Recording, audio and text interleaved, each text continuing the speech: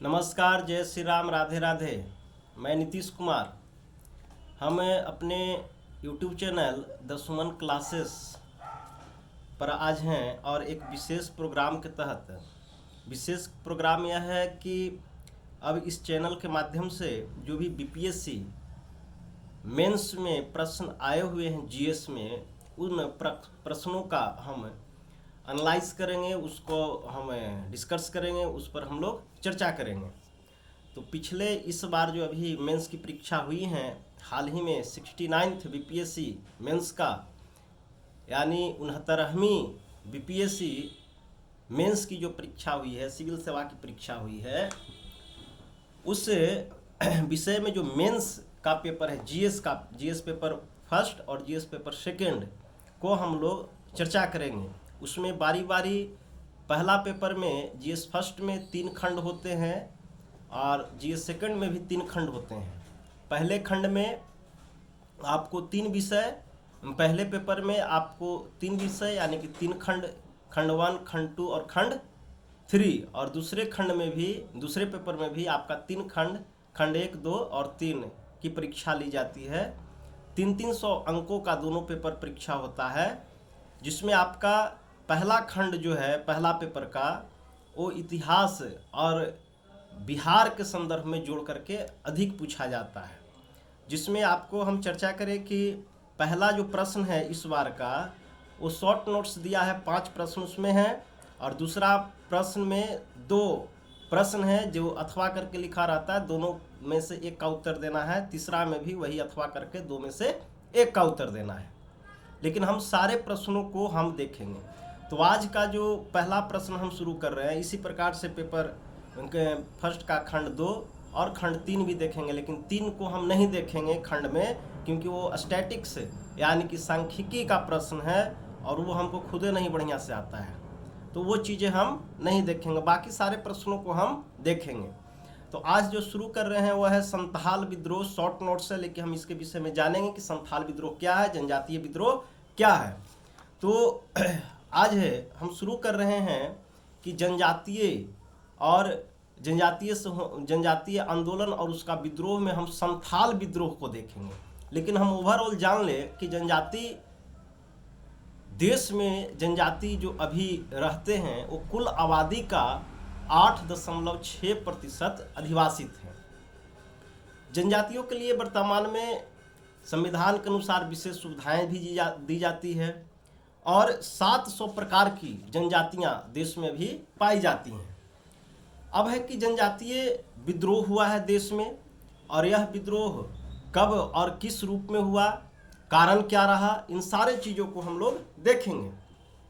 सबसे बड़ी बात है कि किसी भी विद्रोह के होने के पीछे, आंदोलन होने के पीछे कुछ कारण होते हैं, और वह कारण हम निम्न शीर्षकों के माध्यम से देखते हैं। पहला जो शीर्षक होता है वो है आर्थिक कारण। किसी भी विद्रोह को होने में, किसी आंदोलन को होने में आर्थिक कारण एक महत्वपूर्ण भूमिका निभाती है। आर्थिक कारण में अब जनजातियों का आर्थिक कारण क्या होगा, तो हम जनजाति के विषय में यह समझें कि जनजाति का मतलब यह हुआ कि जो जंगलों में निवास कर रहा हो, आदिवासी हो, माने बहुत प्राचीन काल से वह है एक जंगल में, झाड़ में, एक सुदूर क्षेत्रों में निवासित हो, और उसका व्यापार वाणिज्य का जो आधार हो, अर्थव्यवस्था का आधार हो, वो कृषि से जुड़ा हुआ हो, आखेट से जुड़ा हुआ हो, पशुपालन से जुड़ा हुआ हो। तो ये जो लोग रहते हैं इस प्रकार से जंगलों में, उनको हम जनजाति या आदिवासी कहते हैं। तो आदिवासी अब है कि आज के संदर्भ में तो नगरों में भी आदिवासी रहते हैं, जातियां रहती है, तो क्या वह जनजाति नहीं होगा? तो बिल्कुल होगा, क्योंकि आज हम संविधान के अनुसार उसको आरक्षित करके या उसको बेहतर बनाने के लिए, मुख्य धारा से जोड़ने के लिए विशेष प्रावधान किए गए हैं। हालांकि वो उनकी जो मूल प्रकृति है, मूल प्रवृत्ति है, वो जंगलों में रहने की ही है। वह किसी की चाह नहीं रखते हैं कि हम नगरों में रहें, नगरों के संसाधनों का उपयोग करें। इनकी जो मूल प्रवृत्ति है, उनका जो स्वरूप है, स्ट्रक्चर है जनजातियों की, ये नहीं होती है। तो फिर भी इन्होंने विद्रोह किया। तो बात यह है कि 1757 से लेकर के 1857 का जो काल था वह अंग्रेज डेवलप हो रहा था। कहने का मतलब अंग्रेजी शासन 1757 प्लासी के युद्ध के पश्चात भिन्न भिन्न क्षेत्रों में अपना दमनकारी नीति, शोषण का जाल बिछा करके भिन्न भिन्न लोगों को अपना क्षेत्र भिन्न भिन्न लोगों को दबाकर, कुचल कर, उसके मनाकर, फुसलाकर, बहलाकर वो अपना क्षेत्र का विस्तार कर रहा था, अपना शासन पद्धति को स्थापित कर रहा था। हालांकि 1857 ईस्वी के बाद भारत में जो राष्ट्रवाद का विकास हुआ, इसमें राष्ट्रीय आंदोलन में एक महत्वपूर्ण बल मिला। लेकिन इसके पहले ही अनेक जनजातीय विद्रोह हुए। हालांकि वह उसका स्वरूप, उसका जो विकास था, स्थानीय था, क्षेत्रीय था, वह उतनी व्यापकता नहीं रखी। लेकिन कुछ विद्रोह ऐसे रहे जिसका दीर्घकालीन अंग्रेजों पर प्रभाव पड़ा और वह मील का पत्थर साबित हुआ अंग्रेजों का, और राष्ट्रीय आंदोलन में काफ़ी महत्वपूर्ण भूमिका निभाया, सहायक हुआ। अब है कि हम तो संथाल विद्रोह की यहाँ बात करेंगे, लेकिन कोई भी जनजातीय विद्रोह जो हुए उनको सारे को हम निम्न शीर्षकों के द्वारा ही देखेंगे, जिसमें पहला कारण है आपका आर्थिक कारण। आर्थिक कारण के तहत क्या हुआ कि जो जनजाति रहते हैं वो अपना खेती गृहस्थी, उनकी जो विशेषता है, खुंदकुट्टी प्रथा उनकी एक विशेषता है खेती गृहस्थी करने का। दूसरी विशेषता खेती गृहस्थी का है वह है आपको झूम कृषि या स्थानांतरित कृषि भी उसको कहते हैं। तो खुंदकुट्टी व्यवस्था में क्या होता है कि वह जो भूमि होता है, जमीन होता है, उस पर लोग सामूहिक कृषि करते हैं, आपस में मिल करके जनजातियां खेती गृहस्थी करते हैं। और यह खेती गृहस्थी जैसे कि हम आज भी लोग करते हैं, जो भी खेती गृहस्थी करते हैं आज भी वो मिल करके, आज भी देखिए कि गांव में जो खेती गृहस्थी करते हैं लोग, जैसे एक उदाहरण लें कि हमारा खेती हो रहा है और धान रोपने की समय आया तो हम मोरी बोते हैं खेत में धान का, और मोरी जब कवारना हो तो हमारा जब धान रोपा रहा है तो कोई दूसरे लोग आकर के, दूसरे किसान या दूसरे जो लोग हैं जिनकी खेती गृहस्थी है वो आकर के हमें काम कर दिए, और फिर जब उनकी खेती करने की बात आई तो हम उनमें कर दिए, और सबका भूमि का स्वामी वो खुद होते थे और उस पर लोग खेती गृहस्थी करते थे। तो एक खुंदकुट्टी प्रथा था, सामूहिक खेती गृहस्थी का जो चीज़ें थी वो। लेकिन अब क्या हुआ कि अंग्रेज जो थे वो अपने सहयोगियों के द्वारा, अपने साहूकारों के द्वारा, जमींदारों के द्वारा क्या किया कि उस खुंदकुट्टी प्रथा को समाप्त कर दिया, झूम कृषि पर रोक लगा दिया। झूम कृषि का तात्पर्य क्या है कि एक जनजाति, क्योंकि वो परंपरागत खेती करते हैं, उनके पास रासायनिक उर्वरक एवं अन्य प्रकार की चीज़ें उनकी उपलब्ध नहीं थी, घूम घूम करके खेती करते थे। तो एक जंगल हुआ, जंगल को काट दिए, साफ सफाई किए, जलाएं और फिर वहाँ खेती किए। तब वहाँ जब खेती हो गई तो फिर अगले खेत की तलाश करते हैं, फिर वहाँ खेती करते हैं। इस प्रकार से एक खेत के उपयोग के बाद दूसरे खेत का उपयोग कर करके इस प्रकार से खेती लोग करते हैं। ये झूम कृषि कहलाती है, स्थानांतरित कृषि भी इसको बोला जाता है। तो ये चीज़ें जब इन लोग जनजातीय लोग थे तो अंग्रेज जब यहाँ 1757 से जब इनकी प्रभावशीलता बढ़ जाती है देश में, तो वो शोषणकारी नीतियाँ, शोषण का जाल बिछाते हैं। और भूस्वामी जो पहले एक वहाँ के स्थानीय या क्षेत्रीय आदिवासी होते थे जिनकी अपनी ज़मीनें थी, उस पर से अंग्रेज क्या करता है कि ज़मींदारों को मालिकाना हक दे देता है। तो ज़मींदार जो थे वो ज़मींदारी पद्धति लागू हो जाती है वहाँ। तो उनकी जो अपनी खेती थी, खुंदकुट्टी प्रथा थी, वो समाप्त हो जाती है। ज़मींदार क्या करते हैं कि कर वसूलते हैं बड़े पैमाने पर। फिर आपदा जब आती है तो उस समय भी उनको बेहतर लाभ या छूट नहीं मिल पाता है, कठोर कर प्रणाली हो गई। तो इस प्रकार से आर्थिक शोषण हुआ जनजातियों पर, और यही शोषण उबल करके एक राष्ट्र आपको विद्रोह का एक जन्म दिया, जिसको जनजातीय आंदोलन में तब्दील कर दिया। दूसरा जो कारण होता है वो है राजनीतिक कारण। राजनीतिक कारण का तात्पर्य हुआ, अब जमींदारी व्यवस्था जब आएगी तो यह भी होता है कि आपको अंग्रेजों के अनुकूल फसल उगाने की पद्धति लागू कर दी कि हम बोल रहे हैं कि भैया अभी सब्जी उगाओ तो सब्जी उगाएगा, हम बोले कि नहीं अभी नील उगाओ तो नील उगाएगा, हम बोले कि नहीं गन्ने उगाओ तो गन्ना उगाएगा। माने उनके अनुसार हम फसलों का भी उत्पादन करने के लिए लोग बाध्य हो जाते हैं। तो ऐसी स्थिति में कहने का मतलब अभी के समय में जो कॉरपोरेट वर्ल्ड घुस रहा है खेती गृहस्थी में, वो उस समय अंग्रेज के द्वारा, वहाँ के स्थानीय जमींदारों के द्वारा वो जमींदारी व्यवस्था लागू करके ये चीज़ें कर दी गई थी, जिससे जनजाति लोगों में आक्रोश पैदा हुआ और वो आंदोलन करने पर उतर आए। अब सबसे बड़ी बात है कि दूसरी जो कारण है वो है राजनीतिक कारण। तो राजनीतिक कारण में क्या होता है? राजनीतिक कारण का मतलब हुआ कि जो उनकी अपना सिस्टम था, उनकी अपना जो नियम था, अपने जो कानून थे जनजातियों का, जो उनका अपना समाज था, उसको बाधित करना और अपने कानून को, अपने व्यवस्था को उन पर थोपना। जैसे अभी के संदर्भ में हम कहें, एक लाइन में हम बहुत बार इसकी चर्चा भी करते हैं कि भारत जो है, भारत का जो लोग हैं वो भारतीय समाज से रेगुलेट होते हैं, भारतीय संविधान से रेगुलेट नहीं होते हैं। भारतीय संविधान उनको संरक्षण प्रदान करता है, ना कि भारतीय संविधान के अनुसार भारत का समाज रेगुलेट होता है। भारत का समाज भारतीय सामाजिक व्यवस्था से रेगुलेट होता है, उनकी अपनी एक सामाजिक पद्धति है, उससे रेगुलेट होता है। कितने लोग भारतीय संविधान के जानकार हैं? कितने लोग CRPC IPC जानते हैं? नहीं जानते हैं भारत के सामाजिक लोग, भारत के अंदर में समाज में रहने वाले लोग। लेकिन फिर भी उनकी जो कार्यशैली है, जीवन पद्धति है, बेहतर चल रही है, यानी कि वो समाज से रेगुलेट हो रहे हैं। और जो समाज में रूढ़ियाँ हैं, जो समाज में उनकी पद्धतियाँ हैं, जो समाज में उनका अपना कानून है, उससे वो अपना जीवन यापन करते हैं, जो वैवाहिक पद्धति है उससे, और यही उनकी सामाजिक विधि हो गई। लेकिन संविधान ने भी अपनी विधि बनाई है कि यदि कहीं पर भी कोई समस्याएं उत्पन्न होती है तो उसको रेगुलेट भारतीय संविधान करेगी।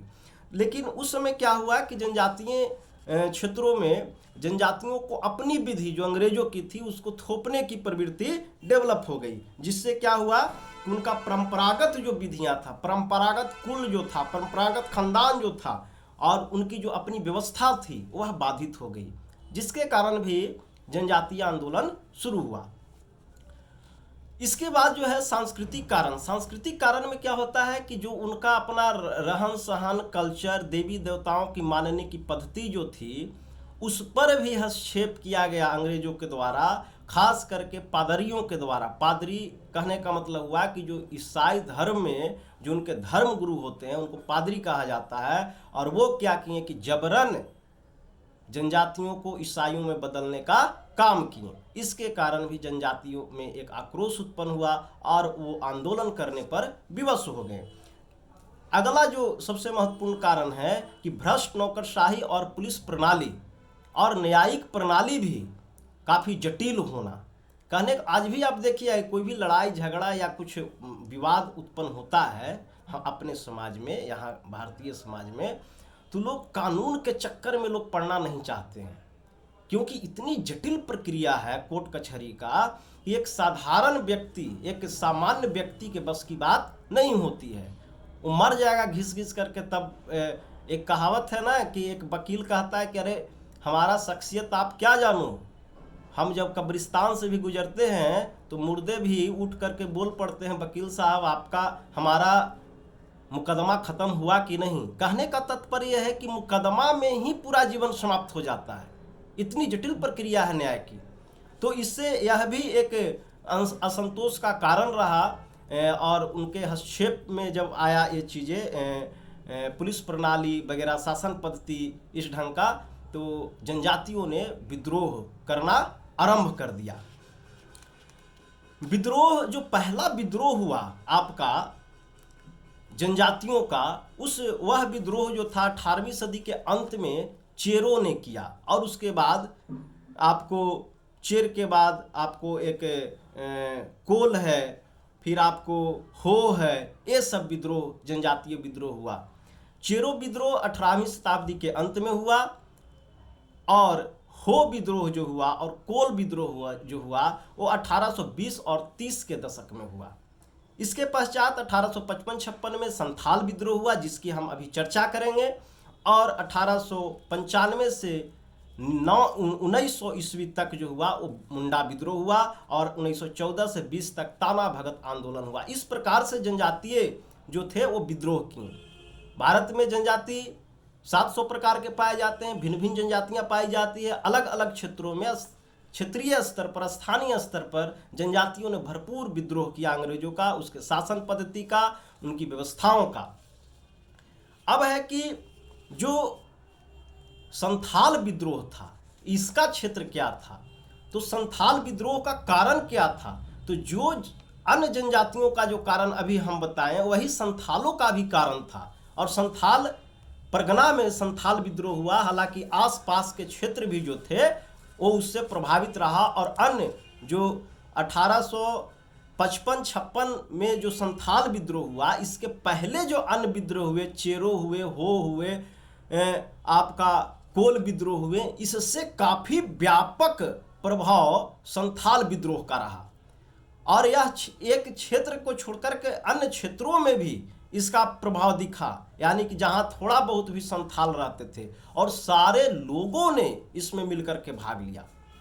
अब इसमें जो था कि जो संथाल विद्रोह जो हुए, तो इसमें भी वही कारण थे, जैसे कि आपको आर्थिक कारण, इसमें भी भूस्वामी जो था वो जमींदारों को मान लिया गया, और इनकी जो अपनी जमीनें थी इस पर अंग्रेज का और उससे संबंधित जो जाल बिछाया गया था शोषणकारी जमींदार, सेठ, साहूकार, व्यापारियों का, ये सब उसमें हड़प नीति माने हड़पने के प्रयास में लगे रहे हैं, उस पर कब्जा जमाने के प्रयास में रहे। इनकी जंगलों को, इनके तालाबों को, इनके खेतों पर वो अधिकार जमाने लगे, जिससे यह क्या हुआ कि एक बड़ा विद्रोह के रूप में खड़ा हो गया। संथाल परगना जो है वो आपको अभी भागलपुर जो देख रहे हैं, भागलपुर से राजमहल वाले क्षेत्र संथाल परगना का है। इन क्षेत्रों में संथाल जनजातियां निवासित हैं। बिहार में भी जनजातियां निवासित हैं, बिहार में थारू जनजाति निवासित है। उस समय तो सब बिहार का ही पार्ट था। 1855-56 यानी कि आज़ादी के पहले वाले माने संघर्ष के काल में अंग्रेजों का जो काल था, उस औपनिवेशिक जो काल थी, उसमें बिहार, बंगाल, उड़ीसा सब तो एक ही था। लेकिन अभी वर्तमान बिहार में थारू जनजातियां, पश्चिमी चंपारण और उससे सटा हुआ जो उत्तर प्रदेश से सटा हुआ बिहार का राज्य है, उन क्षेत्रों में पाई जाती है। संथाल विद्रोह का जो कारण था वही जटिल जो भी कारण अन्य विद्रोहों का रहा, जनजातीय अन्य विद्रोहों का, वही कारण यह भी रहा, क्योंकि यह भी जनजातीय विद्रोह ही था। अब है कि यह आप कह सकते हैं कि कई विद्रोह हुए, लेकिन जो संथाल था इसका व्यापक प्रभाव रहा। 1855-56 में यह विद्रोह हुआ संथाल का, और इस आंदोलन का जो प्रमुख विशेषता थी संथालों का, वह था आपका कि एक सभा बनाया गया, आदिवासी प्रतिनिधियों की एक सभा थी, और यह 30 जून 1855 को भगनीडीह में बुलाया गया था। 30 जून 1855 को भगनीडीह में बुलाया गया था सभा, और इस सभा में जो लोग थे 6000 संथाल लोग भाग लिए थे। 400 गांव के 6000 संथाल जो जनजातियां थी वो इस सभा में भाग लिए थे। और इसका मुख्य जो उद्देश्य था, मुख्य जो निर्णय लिया गया इस सभा में, वह था कि अंग्रेजों को, दिकुओं को अपने क्षेत्र से भगाना। दिकू कहने का तात्पर्य क्या हुआ कि दिकू का मतलब हुआ बाहरी लोग। बाहरी लोग का मतलब सिर्फ अंग्रेज नहीं, बल्कि यदि हम भी हैं तो हमें भी भगाने का, यानी कि जो जंगल का जो, यानी कि जनजाति को छोड़ करके गैर जनजातीय लोग जो जंगलों में नहीं रहते हैं, जिनका उनका भूमि पर अधिकार नहीं है, जंगलों पर अधिकार नहीं है, उस सारे लोगों को भगाने का, सेठ का, जमींदार का, साहूकार का, व्यापारियों का, अंग्रेजों को भगाने का संकल्प लिया गया। इस सभा में जो प्रतिनिधि सभा 400 गांव के 6000 प्रतिनिधि लोग पहुंचे थे उस सभा में। एक बहुत बड़ी विशेषता थी संथाल विद्रोह का। इस विद्रोह के नेतृत्वकर्ता जो हुए वो 4 भाई थे जो संथाल जनजाति से आते हैं। वो थे सिद्धू, कान्हू, चांद और भैरव। सिद्धू, कान्हू, चांद और भैरव, ये 4 भाई थे जो इस आंदोलन का नेतृत्व किया था। और जितने भी लगभग, अब देखिए सबसे बड़ी बात है कि कोई भी जनजाति जब विद्रोह करेगा तो वह उदारवादी नहीं हो सकता है। बिना हथियार का वो विद्रोह नहीं करेगा, वो सशस्त्र विद्रोह करेगा, हथियार के साथ विद्रोह करेगा। अब हथियार इनके पास तो बंदूक गोली थी नहीं, तीर कमान रहेगा, लाठी पटकन रहेगा, इसके साथ साथ क्या रहेगा, भाला, छुरा, हथौड़ा, जो भी परंपरागत चीज़ें हैं वो इनके पास, वो उनके माध्यम से वो लड़ाई करेंगे या फिर अंग्रेजों के लिए लड़ेंगे, उनका दमनकारी नीति को शांत करेंगे, उनके खिलाफ खड़े होंगे। तो और क्यों ये हिंसात्मक ही होगा, क्यों इनके युद्ध क्या होंगे, हिंसात्मक होंगे, क्योंकि पढ़े लिखे जो लोग नहीं रहते हैं तो हिंसा ही करते हैं। अन्यथा उदारवाद का तात्पर्य तो था कि उसमें घुस करके सिस्टम में हम सिस्टम को सुधारेंगे, हमारी प्रतिनिधित्व को बढ़ाएंगे। तो एक आदिवासी के लिए आज नहीं है सिस्टम में घुस करके और उसको बेहतर बनाने का, तो अंग्रेजों औपनिवेशिक काल में कहाँ से संभव था, ना वो समर्थ थे ना उनकी बौद्धिक क्षमता थी उतनी, और पूरी जमींदारी व्यवस्था थोप दी गई थी। कहाँ से संभव था कि एक आदिवासी, एक जनजाति जो है वो सिस्टम में घुस करके समाज को बेहतर बनाए और वो अपने लिए सुधारात्मक कार्य करे, संभव ही नहीं था। तो ऐसे लोग क्या करेंगे, लड़ाई करेंगे, हिंसात्मक प्रवृत्ति अपनाएंगे। तो जो भी आप देखते हैं उदारवाद का काल भी आप देखिएगा, उदारवादी नेता भी देखिएगा, तो सब इंटेलेक्चुअल क्लास के लोग होते हैं। और जितने भी आप देखिएगा हिंसात्मक कार्य करने वाले, तो वो भी इंटेलेक्चुअल होते हैं, लेकिन उसमें उग्र भावना उनमें ज़्यादा होती है। और वो कहीं ना कहीं यदि इंटेलेक्चुअल हैं भी तो वो कहीं ना कहीं आम जनमानस से अधिक प्रभावित हैं। तो इस प्रवृत्ति के लोग हिंसात्मक आंदोलन करते हैं। हिंसा करना थोड़ा आसान होता है आपको अहिंसा से, अहिंसा के माध्यम से सिस्टम में घुस करके आंदोलन करना और सुधारात्मक कार्य करना, अपने लोगों के लिए बेहतर कार्य करना बड़ा कठिन होता है। तो जनजातीय जो विद्रोह था वो हिंसात्मक था, वो विद्रोह था, वो आंदोलन था।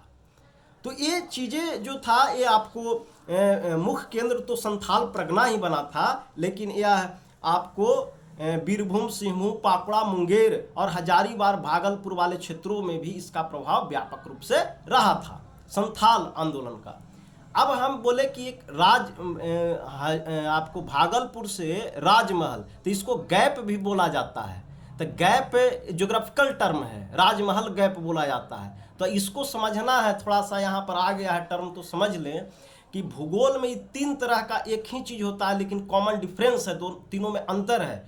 एक है आपका कौल, एक है आपका दर्रा यानी कि पास, और एक है आपका गैप। तो जो नदी द्वारा, बर्फ द्वारा, ये सब द्वारा जो बना हुआ जो गैप होता है, मैदानी भाग हल्का होता है, संकीर्ण रास्ता होता है, इसको हम इन क्रमबद्ध नामों से, क्रमशः नामों से जानते हैं। जैसे आपको बर्फ द्वारा जो बनेगा बर्फीले क्षेत्रों में, पानी द्वारा बनेगा, वो आपको जो होगा उसको हम लोग कौल कहेंगे। एक संकीर्ण रास्ता होता है, जिसे इंदिरा कौल भारत का सबसे जो ऊपरी सीमा है अक्षांशीय विस्तार में, तो इंदिरा कौल। फिर नदियों द्वारा पहाड़ी क्षेत्रों में जो संकीर्ण रास्ता बनता है उसको हम लोग दर्रा कहते हैं, पासेस कहते हैं। जैसे बहुत सारा दर्रा है, जो जिला, बुर जिला, बोमडिला, नाथुला, जलेपला, ये सब जो दर्रा हैं, ये नदियों द्वारा पहाड़ी क्षेत्रों में एक संकीर्ण रास्ता जो बनता है उसको हम लोग दर्रा या पासेस कहते हैं। गैप भी इसी प्रकार की आकृति होती है, इसी प्रकार का स्थल रूप होता है, जो आपको नदी द्वारा मैदानी क्षेत्रों में जो इस प्रकार की स्थलाकृति बनती, इस प्रकार का संकीर्ण या थोड़ी चौड़ी जो बनिस्पत वो सबसे कौल और दर्रा से जो चौड़ा क्षेत्र बनता है वो आपको गैप कहलाता है, जैसे कि राजमहल गैप। तो ये पूरे राजमहल वाले क्षेत्रों में, गैप में, भागलपुर से राजमहल तक वाले क्षेत्रों में संथाल परगना के नाम से जाना है, क्योंकि उसमें संथाल लोग ज़्यादा अधिवासित रहते थे। और पूरे क्षेत्रों में व्यापक प्रभाव पड़ा। क्षेत्रीय था लेकिन आसपास के क्षेत्रों में भी अंग्रेजों को चुनौती दिया और अंग्रेज इन भयावह जो आंदोलन हुआ उससे वो डर भी गए और इनके खिलाफ दमनकारी नीति अपनाया, आंदोलन को शांत कर दिया। हालांकि आंदोलन जो था वो पूरी तरह से अपने उद्देश्य की पूर्ति करने के पहले ही समाप्त हो गई, लेकिन अंग्रेज ससम गए और कड़ा प्रतिरोध का सामना करना पड़ा अंग्रेजों को। अब जब आंदोलन को समाप्त कर दिया गया और हालांकि यह विफल रहा, लेकिन ये निरर्थक नहीं रहा। अंग्रेजों ने कई निर्णय लिए और संथाल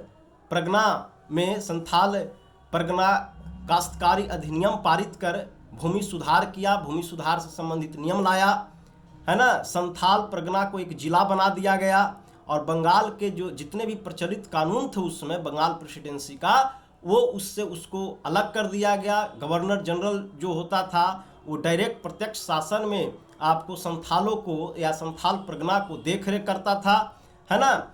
नियमित जो पुलिस व्यवस्था थी संथाल परगना में जो आदिवासियों के लिए, वो वहाँ से हटा दिया गया और जो वहाँ की उनकी अपनी जो विधि व्यवस्था थी उसको पुनः व्यवस्थित बहाल कर दी गई और वहाँ के जो नियम कानून थे, वहाँ के जो सिस्टम को संचालित करने का व्यवस्था था, वहाँ के मुखिया के द्वारा ही सौंप दिया गया, जो मुखिया वहाँ के अपने लोगों में से चुनते थे लोग।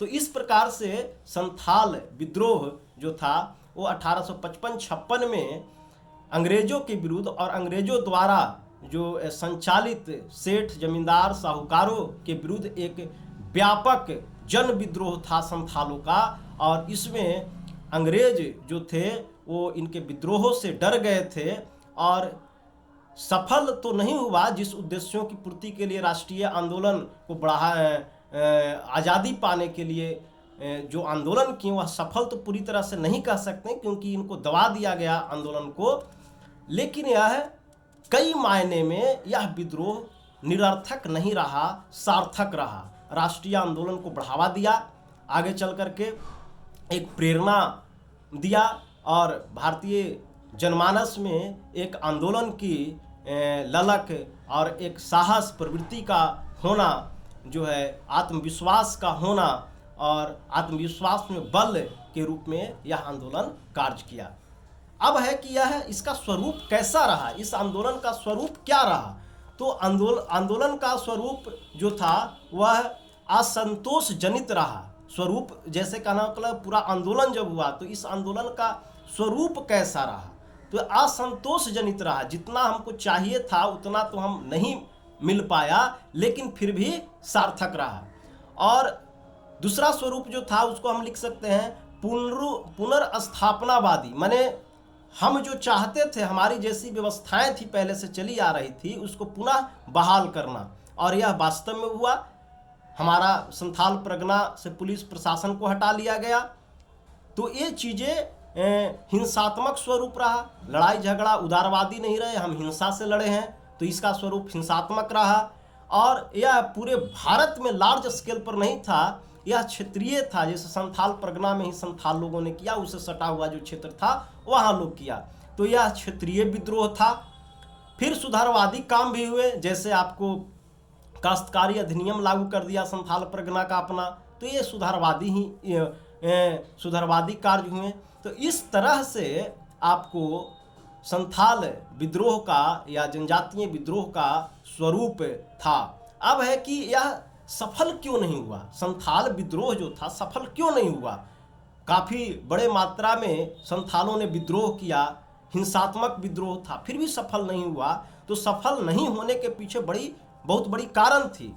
कारण यह था कि अंग्रेज अत्याधुनिक हथियार से लैस थे, उनको दमनकारी नीति अपनाने में उनको कोई कठिनाई नहीं थी। बलपूर्वक आंदोलन को, विद्रोह को दबा दिया। उनके पास सैनिक काफ़ी अटूट मात्रा में थे।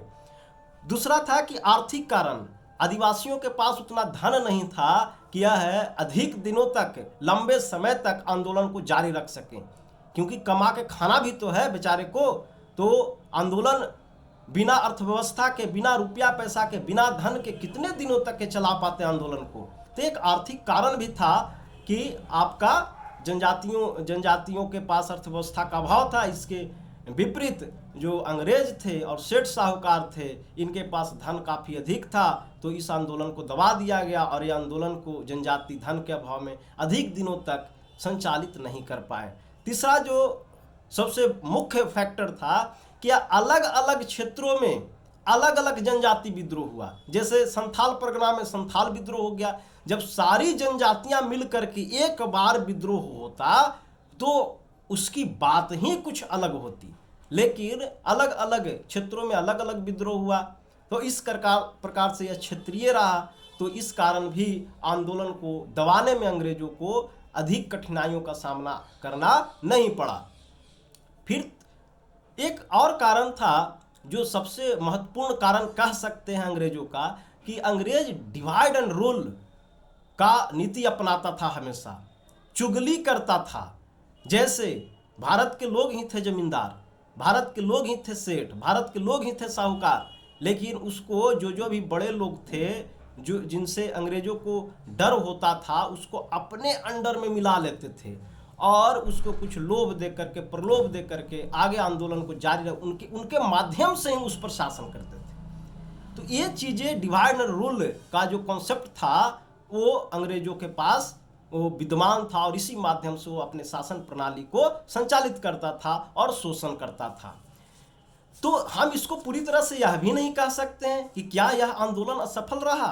अब प्रश्न यह बन सकता है कि क्या यह आंदोलन असफल रहा, तो हम पूरी तरह से यह नहीं कह सकते हैं कि संथाल विद्रोह या कोई भी जनजातीय विद्रोह असफल रहा। वह समय समय पर सरकार को, अंग्रेजों को परिवर्तन करने पर विवश कर दिया संथालों ने और जनजातियों ने। और यह विद्रोह जो था संथालों का, वह वास्तव में आप इसका देखिएगा तो उसका काश्तकारी अधिनियम को लागू करना, पुलिस प्रशासन को हटा देना, उनकी अपनी विधि व्यवस्था पर रहने देना, यह संथालों की एक बहुत बड़ी विजय ही कह सकते हैं। और अंग्रेजों को इनके विद्रोह के समक्ष हालांकि दबा दिया गया, लेकिन यह सार्थक विद्रोह रहा संथालों का और जनजातियों का, जिसके माध्यम से राष्ट्रीय आंदोलन में काफ़ी गति मिली।